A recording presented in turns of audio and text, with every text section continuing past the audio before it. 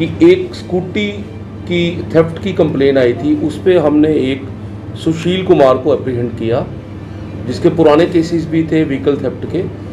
जब उसको stand interrogation मेरे एसडीपी और मेरे एसएचओ साहब ने की तो उसके डिस्क्लोज पे हमें 8 स्कूटीज़ में और मिले। तो ये जम्मू में अलग अलग जगह से चोरी होके कटरा और कटरा के एरिया में उसने बेचे थे, और जो उसका बेचने का तरीका था वो लीगल नहीं था। उसने खुद एफिडेविट साइन करके कहीं पे नेम प्लेट चेंज करके ये 8 की 8 स्कूटियाँ बेची थी। तो इसका सबसे जो मेन मुख्य मुद्दा है मेरा इस प्रेस वार्ता का कि मैं लोगों को एक अवेयरनेस देना चाहता हूँ इसके साथ कि जब भी वो पुरानी गाड़ी खरीदें, एक वाहन ऐप है उसमें जाके उसका प्रॉपर ओनर कौन है, क्या नंबर उसका सही है, वो पूरी वेरीफाई कर लें। जो चीज़ आपकी 70,000 की है, अगर आपको कोई आदमी 30,000 की दे रहा है तो आपका शक उसी वक्त जाना चाहिए कि ये एक 60,000 की या 50,000 की चीज़ ये 20,000 में या 30,000 में क्यों दे रहा है। मैं लोगों को ये अवेयर करना चाहता हूँ कि कटरा के लोग बड़े इनोसेंट हैं। इसको कोई भी आया, उसने कहा जी स्कूटी बेचनी है, मैं सेल परचेज़ का काम करता हूँ। इसने जो हमने अप्रीहेंड किया है सुशील कुमार, उसने कहा जी सेल परचेज़ का काम करता हूँ, और इनोसेंट लोगों को इसने बेवकूफ़ बनाया है। तो मेरी गुजारिश यही है कि जब भी कोई व्हीकल या पुराना वाहन किसी सेल परचेज वाले से खरीदें, उसकी वेरिफिकेशन कर दें कि क्या वो चोरी का तो वाहन नहीं है, चोरी की स्कूटी नहीं है या चोरी की कार नहीं है।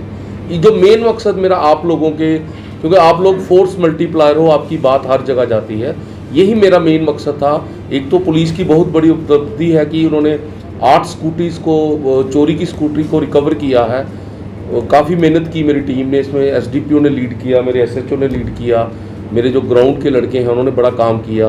तो मेन मकसद जो मेरा बुलाने का यही था कि वेरिफिकेशन बड़ी ज़रूरी है। कोई भी पुरानी गाड़ी जब आप खरीदते हो तो ये जो भी ये अलग अलग एरिया में कभी हमने ये पता करना है कि ये किस किस एरिया से चोरी हुई है, वहाँ कोई एफआईआर लॉन्च हुई है। ये थ्रू कोर्ट जो भी जिनकी चोरी हुई उनको मिल जाएंगी, जो भी इसमें इन्वॉल्व होगा उसके साथ कड़ी से कड़ी कार्रवाई होगी। पहले तो मैं कटरा वालों को मुबारक दूंगा। मैं भी सिविल में घूमता हूँ, कई बार देखता हूँ कि उन्होंने मास्क, हमारे 90 to 95% लोगों ने मास्क डाले हैं। ठीक है, मैं इनको मुबारक देता हूँ कि ये कोविड जो एप्रोप्रिएट बिहेवियर इसको फॉलो कर रहे हैं। दूसरा नंबर, ये जो रेड क्रॉस का पैसा जाता है ये डीसी की डिस्क्रिप्शन होती है, और ये जितना भी पैसा है ये लोगों की वेलफेयर के लिए यूज़ होता है, किसी ज़रूरतमंद की ज़रूरत के लिए दिया जाता है। ये डीसी साहब की डिस्क्रिप्शन होती है, वही खर्च करते हैं इस पैसे को, उन्हीं की डिस्क्रिप्शन से आगे डिस्ट्रीब्यूट होता है। जहाँ तक सुरक्षा का, यात्रियों की सुरक्षा का जो मसला है, हम इसमें कभी किसी किस्म की कोताही नहीं होने देते। हमारे 24/7 नाके हैं यहाँ जो 7 के करीब हैं, वो अलर्ट हैं। हमारी पेट्रोलिंग रेगुलर चल रही है, हमारी LRP से रेगुलर चल रही है। हम सरप्राइज नाकास लगा रहे हैं ताकि कोई भी ऐसी घटना को हम ना होने दें, और इसके यात्रियों को पूरी सुरक्षा, हमारा कमिटमेंट है कि हम यात्रियों को पूरी सुरक्षा। कैसे हमने कोविड एप्रोप्रिएट के खिलाफ एक जंग छेड़ी हुई है, मैं आपको ये बताना चाहता हूँ कि अभी तक हमने 2,34,000 रुपये इसमें इकट्ठा किया है, कि जंग छेड़ी हुई है। हमारी ऑटो जो भी इस कोविड के एप्रोप्रिएट बिहेवियर की उल्लंघना करेगा उसके खिलाफ हम कड़ी से कड़ी कार्रवाई करेंगे। हमने जितने भी यहाँ पे रेस्टोरेंट या ढाबा हैं उनकी कैपेसिटी, सीटिंग कैपेसिटी 50% कर दी है। पर्सनली विजिट करके मेरे एसएचओ साहब ने, मेरे एसडीपीओ साहब ने, मेरी आप लोगों से गुजारिश है, मैंने पिछले प्रेस कॉन्फ्रेंस में भी यही कहा था कि जितनी जिम्मेवार पुलिस है इतनी पब्लिक है। आपकी दुकान में कोई विदाउट मास्क आता है तो आपको उसको टोकना है, क्योंकि अगर आप चाहते हैं कि यात्रा इसी तरह बढ़ती रहे तो जितनी जिम्मेवारी एक पुलिस ऑफिसर की है या मेरी है, उससे ज़्यादा जिम्मेवारी आप लोगों की है।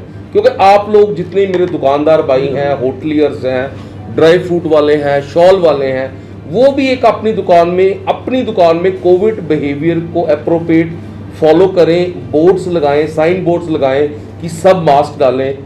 और कुछ कोई फ़र्क नहीं पड़ता, मैं जाके पर्सनली या मेरी टीम जाके अगर चलान करती है या लोगों को अवेयर करती है, यही जिम्मेवारी मीडिया वालों की भी है और यहाँ की पब्लिक की, दुकानदारों की, रेस्टोरेंट की भी है कि वो भी कोविड एप्रोप्रिएट बिहेवियर के लिए, क्योंकि अगर यात्रा अच्छी चलेगी तो आप सब लोगों का फ़ायदा है। ड्रग्स के खिलाफ हमारी दोहरी जंग चल रही है। एक तो हमने कोई 41-42 के करीब हमने पर्चे लगाए हैं जो भी ड्रग्स वाले हैं या शराब है या ड्रग्स है। दूसरा जो सेकंड मैंने कहा ना, प्रोएक्टिव अप्रोच जो हम लोगों की पुलिस की होती है।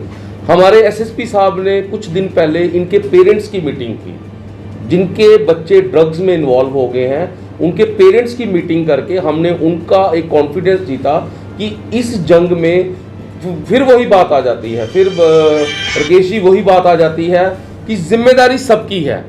हमारी जिम्मेदारी है उसको पिनलाइज करना, उसको रोकना।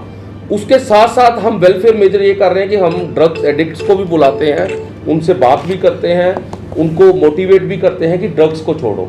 दूसरी जिम्मेदारी मैंने कहा सोसाइटी की भी है। मैं बड़े अफसोस से कहूँगा कि आप सोसाइटी वाले, मैं आपसे मीडिया से लोगों से गुजारिश भी करूँगा कि ड्रग्स के रिलेटेड जितनी भी इंफॉर्मेशन है पुलिस को शेयर करें। हम उनका नाम किसी को नहीं बताएंगे, मगर बड़े अफसोस से कहूँगा कि आप लोग हमें एक पूछते हैं कि ड्रग्स का गया, बट आप अपना फर्ज नहीं समझते। जितना फर्ज पुलिस का है हम करेंगे, हम पेनलाइज करेंगे उनको, हम उनको मोटिवेट करेंगे, हम प्रोग्राम चलाएंगे, वेलफेयर उनको एक अच्छी राह पे लाएंगे। वो हमारी कमिटमेंट है और वो हम कर रहे हैं, बट एक जिम्मेदारी अपनी भी समझिए। इसके लिए हमने एक स्पेशल डिप्लॉयमेंट की है। मेरे एसएसपी साहब ने हमें स्पेशल लेडीज़ दी हैं उन बच्चों को टैकल करने के लिए, और हम बड़े हद तक उसमें कामयाब हो चुके हैं। अब बीच बीच में कभी कभार कोई उल्लंघना हो जाती है, उसके खिलाफ हम सख्त से सख्त कार्रवाई करेंगे।